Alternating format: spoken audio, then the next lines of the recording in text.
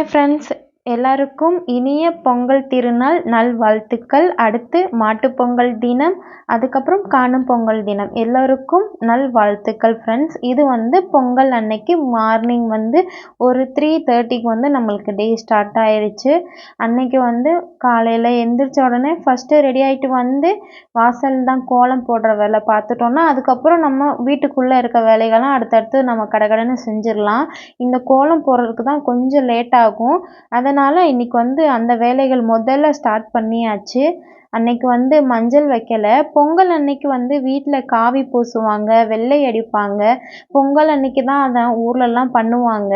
அன்னைக்கு எனக்கு திடீர்னு தோணுச்சு, நம்ம அன்னைக்கு காவி வச்சு பூசிட்டு நம்ம அதில் கோலம் போடலாம். மஞ்சள் நிலைவாசலுக்கு மட்டும் மஞ்சள் குங்குமம் வச்சுட்டு, அதுக்கப்புறம் மஞ்சள் பூசுகிற இடத்துல அங்கே காவி பூசிட்டு ஒரு மயில் போட்டு அதில் பொங்கல் பானை கரும்பு வர மாதிரி கோலம் போடலாம் அப்படின்னு சொல்லி பிளான் பண்ணியிருந்தேன். நல்லா சூப்பராக வந்திருந்தது ஃப்ரெண்ட்ஸ். அதுக்கப்புறம் நம்ம எப்பயும் போகிற இடத்துலையும் ஒரு சின்னதாக ஒரு ஸ்டார் போட்டுட்டேன். இங்கேனே நான் அந்த பெரிய கோலம் இங்கேன போடலான்னு நினச்சேன்.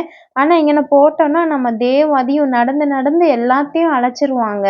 அதனால தான் நான் இன்றைக்கி என்ன பண்ணிட்டேன், அதை கொஞ்சம் சைடில் வச்சுட்டு நம்ம எப்பயும் போகிற இடத்துல சும்மா விடக்கூடாதுன்றதுக்காக அங்கனே ஒரு குட்டி ஸ்டார் போட்டுட்டு படியிலையும் நல்லா அழகாக கோலம் போட்டிருந்தேன் ஃப்ரெண்ட்ஸ். எனக்கு ரொம்ப பிடிச்சிருந்தது. உங்களுக்கும் பிடிச்சிருந்ததுன்னா கமெண்ட்டில் சொல்லுங்கள். அப்புறம் கோலம் போட்ட கையோட வீட்டுக்கும் மா இலை தோரணம் கட்டிடலான்னு சொல்லி அதை ஹஸ்பண்ட் தான் ரெடி பண்ணாங்க. நான் வெளியில் கோலம் எல்லாம் போட்டுட்டு இருந்தேன். நைட்டே அந்த இலையெல்லாம் நல்லா வாஷ் பண்ணி எடுத்து வச்சுட்டேன். அப்புறம் அவங்க காலையில் எல்லாம் கோர்த்து வச்சுட்டாங்க. கோலம் எல்லாம் போட்டு முடிச்சதுக்கப்புறம் தான் சாரீ கட்டலான்னு இருந்தேன். அதே மாதிரி கோலம் எல்லாம் போட்டு முடிச்சுட்டு சாரீ கட்டிட்டு அடுப்புக்கும் மஞ்சள் குங்குமம் வச்சுட்டோன்னா பொங்கல் வைக்க ஸ்டார்ட் பண்ணிடலாம் அப்படின்னா, நான் அன்னைக்கு பதட்டமாக அவசர அவசரமாக எந்த வேலையுமே பார்க்கல. நான் பார்த்தேன் 9 மணி வரைக்குமே நல்ல நேரம் இருந்தது.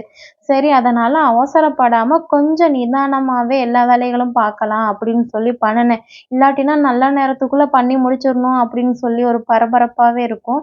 அந்த மாதிரிலாம் இல்லாமல் இந்த வருஷம் கொஞ்சம் நிதானமாகவே பண்ணினேன். லேட் ஆனாலும் பரவாயில்ல, 9 மணி வரைக்கும் நம்மளுக்கு நல்ல நேரம் இருக்குது. ஒவ்வொரு வேலைகளும் நிதானமாகவே பார்க்கலான்னு சொல்லி அடுப்புக்கு மஞ்சள் குங்குமம் வச்சுட்டு பானைக்கும் நான் என்கிட்ட சில்வர் சட்டி தான் இருந்தது. ஊரில் தான் பானை எல்லாமே ஊரில் இருக்குது. இங்கே புதுசாக ஒன்று வாங்கணும்னு நினச்சேன். நெக்ஸ்ட் இயர் பார்க்கலாம். இந்த வருஷம் இருக்கிறத வச்சு செலிப்ரேட் பண்ணலான்னு சொல்லிட்டு சில்வர் அந்த எப்பயும் நான் சாதம் இதில் தான் வைப்பேன். எனக்கு அந்த பாத்திரமே ஓகேவாக இருந்துச்சு. சரி, அதிலே நம்ம பொங்கல் வச்சிடலான்னு சொல்லி அந்த பானையை தான் நல்லா நான் பொங்கல் பானையாக ரெடி பண்ணிட்டேன். அரிசி பருப்பு நல்லா ஃபஸ்ட்டு ஒரு டைம் கழுவிட்டு அந்த தண்ணி கொஞ்சம் தூசி இதெல்லாம் இருக்கனால ஃபஸ்ட்டு தண்ணியை மட்டும் கீழே வடிச்சிட்டு, அதுக்கப்புறம் பானைக்கு தேவையான அளவு தண்ணி எல்லாமே நல்லா அரிசியை நல்லா கழுவி அந்த தண்ணியை ஊற்றி தான் நாங்கள் பொங்க வைப்போம். இங்கே தான் ஃப்ரெண்ட்ஸ் நான் ஒரு மிஸ்டேக் பண்ணிட்டேன். என்ன பண்ணிட்டேன்னா, தண்ணியும் நிறைய வச்சுட்டேன். 2வது சில்வர் பாத்திரன்றனால அதாவது நல்லா நின்று பொங்காமல் சீக்கிரமாக பொங்கிருச்சு. இதை நான் இந்த இடத்துல சொல்லாமல் கூட இருக்கலாம். ஏன்னா என்னை மாதிரி ஃபஸ்ட்டு பொங்கல் வைக்கிறவங்களுக்கு தெரியாமல் இருக்கும்ல, அதுக்காக தான் நான் இந்த இடத்துல சொல்லணும்னு நினச்சேன். பொங்கலுக்கு தண்ணி ஒரு 3/4 பதத்துக்கு வச்சா தான் கரெக்டாக இருக்குமா. நான் ஃபுல்லாக வச்சிட்டனால சீக்கிரமாக பொங்கி வழிஞ்சிருச்சு. இல்லாட்டினா அந்த 3/4 அளவுக்கு வச்சுருந்தோன்னா நல்லா பொங்கி பானையிலேருந்து அந்த நுரை நல்லா எழும்பி அப்புறம் நல்லா பொங்கி கீழே வரும் அப்படின்னு சொல்லியிருந்தாங்க. நெக்ஸ்ட் டைம் பண்ணும்பொழுது கரெக்டாக பண்ணணும். இது நான் தனியாக பண்ணுறது, எனக்கு இதுதான் ஃபஸ்ட் டைம். நான் இதுக்கு முன்னாடி எல்லா பொங்கலுக்குமே எனக்கு அத்தை கூட இருப்பாங்க. அதனால அவங்களே எல்லா வேலையும் பண்ணிடுவாங்க. நான் கூட இருந்து அவங்களுக்கு சப்போர்ட் மட்டும் தான் பண்ணுவேன். இதுதான் நான் தனியாக நான் வச்ச பொங்கல்னா அது இதுதான். இதுக்கு முன்னாடி வச்ச பொங்கலெல்லாம் குக்கரில் வச்சு அப்படியே சிம்பிளாக வேலை முடிச்சிடுறது. இந்த டைம் பொங்கல் பொங்கி வைக்கணும்னு ஆசைப்பட்டு இந்த மாதிரி வச்சேன். எனக்கு ஆனால் திருப்தியாக தான் இருந்தது. ஏன்னா ஒன்றும் ஒரு விஷயம் பண்ணினா தானே நம்ம அதிலோட ப்ளஸ்ஸு மைனஸ் எல்லாமே நம்மளுக்கு தெரியும். நெக்ஸ்ட் டைம் பண்ணும்போது குட்டி பானை வாங்கி நல்லா பண்ணலாம் அப்படின்ற ஐடியா இருக்குது ஃப்ரெண்ட்ஸ். எல்லாமே பொங்கல் எல்லாம் நல்லா அரிசி பருப்பெல்லாம் நல்லா வெந்ததுக்கப்புறம் வெல்லம் நல்லா தட்டி சேர்த்துட்டு அதுக்கப்புறம் நெய் ஊற்றி பழம் பருப்பெல்லாம் போட்டு நல்லா மிக்ஸ் பண்ணியாச்சு. அதெல்லாம் ரெடி பண்ணி முடிச்சுட்டு பூஜை ரூமுக்கு வந்து பூவெல்லாம் வைக்கலான்னு சொல்லி அடுத்து அந்த வேலைகளெல்லாம் பார்த்துட்டு இருந்தேன். ஏன்னா இங்கே ரெடி பண்ணியாச்சுன்னா சீக்கிரமாக சாமி கும்பிட்டுறலாம், அதுக்காக பூவெல்லாம் வச்சாச்சு. அப்புறம் நல்லா இலையெல்லாம் விரிச்சு தேங்காய், நம்ம பொங்கல், அப்புறம் கரும்பு, வெத்தலை, பாக்கு எல்லாம் வச்சு ஹஸ்பண்ட் ஃபஸ்ட்டு சாமி கும்பிட்டாங்க. அதுக்கப்புறம் நான் கும்பிட்டேன்.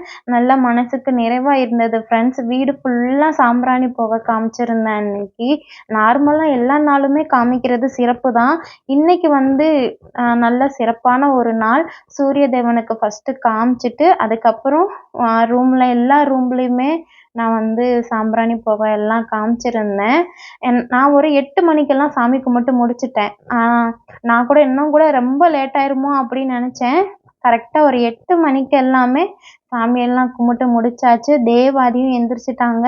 அவங்களையும் குளிப்பாட்டிட்டு ஃபோட்டோ எடுக்க ஆள் இல்லையா, அதனால நான் என்ன பண்ணிட்டேன், வீடியோ அப்படியே ஓடட்டும், நான் அதுலேருந்து ஸ்க்ரீன்ஷாட் எடுத்துக்கிறேன், நம்ம ஃபோட்டோ நம்ம 4 பேரும் சேர்ந்து இருக்கிறது அப்படின்னு சொல்லி எல்லாத்தையும் உட்கார வச்சுட்டு நான் அப்படியே ஒரு வீடியோவை எடுத்துட்டு இருந்தேன் அதை.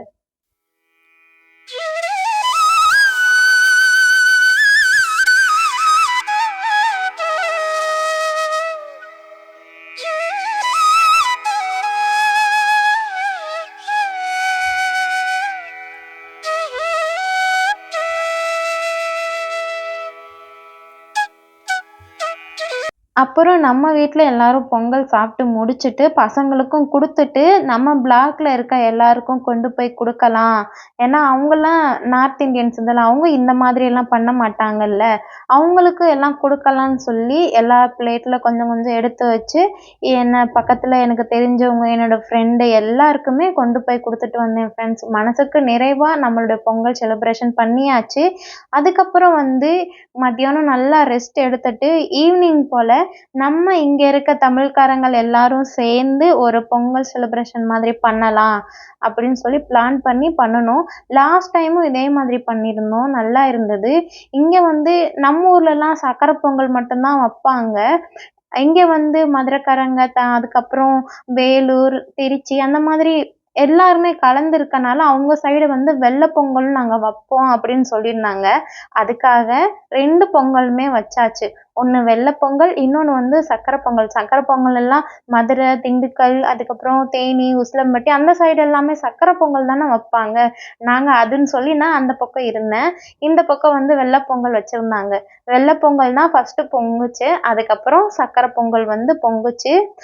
நல்ல நிறைவாக இருந்தது ஃப்ரெண்ட்ஸ். அங்கே இருந்தவங்க எல்லாருமே நல்லா ஜாலியாக சிரித்து பேசிட்டு சந்தோஷமாக இருந்தது ஈவினிங் அன்னைக்கு.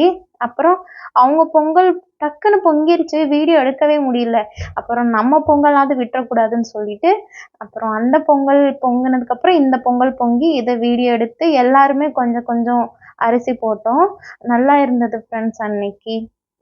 இங்கே வந்து ஒரு 5:30க்கு மேலே தான் பொங்கல் வைக்கவே ஸ்டார்ட் பண்ணோமா, அதனால் கரெக்டாக பொங்கல் வச்சு எல்லாம் முடித்து பூஜை பண்ணுறதுக்கு ஒரு 7 மணிக்கிட்ட ஆயிடுச்சு. ரொம்ப டைம் ஆயிடுச்சு.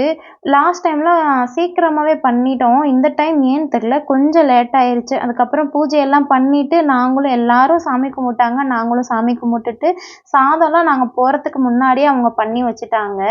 சாதம் வந்து கொஞ்சம் குஸ்கா மாதிரி, அதாவது வெஜ்ஜு தான், நான்வெஜ்ஜு கிடையாது. வெஜ்ஜில் தான் பண்ணியிருந்தாங்க. நல்லா டேஸ்ட்டாக இருந்தது. அது கூட வந்து கத்திரிக்காய் தொக்கு மாதிரி, கத்திரிக்காய் கூட்டுன்னு சொல்லுவோம்ல, அது ரெடி பண்ணியிருந்தாங்க. கத்திரிக்காய் கூட்டு, அப்பளம் நல்லா டேஸ்ட்டாக பண்ணியிருந்தாங்க ஃப்ரெண்ட்ஸ். வெளியிலேருந்துலாம் யாருமே வரல. அங்கே இருக்க எல்லா அக்காங்களுமே சேர்ந்து வச்சாங்க. நாங்கள் வந்து மத்தியானத்துக்கு மேலே போனனால சாப்பாடு பண்ணுறப்ப நாங்கள் போகலை. அவங்களே எல்லாம் ரெடி பண்ணிட்டாங்க. ஃபஸ்ட்டு குழந்தைங்களுக்கெல்லாம் கொடுத்துட்டு அதுக்கப்புறம் கேர்ள்ஸ் எல்லாம் உட்காருங்கப்பா, நீங்கள் தான் வேலை பார்த்து டயர்டாயிருப்பீங்க, அதனால நீங்கள் ஃபஸ்ட்டு சாப்பிடுங்க அப்படின்னு சொல்லி எங்களுக்கு சாப்பாடு வச்சுட்டு தான் அதுக்கப்புறம் அந்த அண்ணாங்கெல்லாம் சாப்பிட்டாங்க. இங்கே இருக்கிறது எல்லாமே நம்ம தமிழ்காரங்க தான். இந்த யூனிட்டில் இருக்க எல்லா தமிழ்காரங்களுமே வந்து நல்லா சிறப்பாக பண்ணியிருந்தாங்க.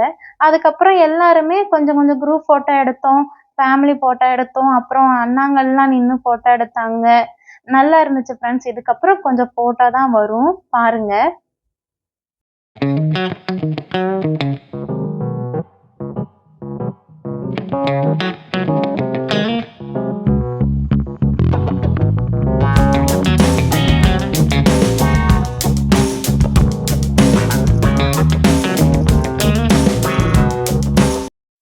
ஓகே ஃப்ரெண்ட்ஸ், வீடியோவோட எண்டுக்கு வந்தாச்சு. இந்த வீடியோ உங்களுக்கு பிடிச்சிருந்ததுன்னா லைக் பண்ணுங்கள், சப்போர்ட் பண்ணுங்கள், ஷேர் பண்ணுங்கள். ஓகே ஃப்ரெண்ட்ஸ், பாய். தேங்க்யூ.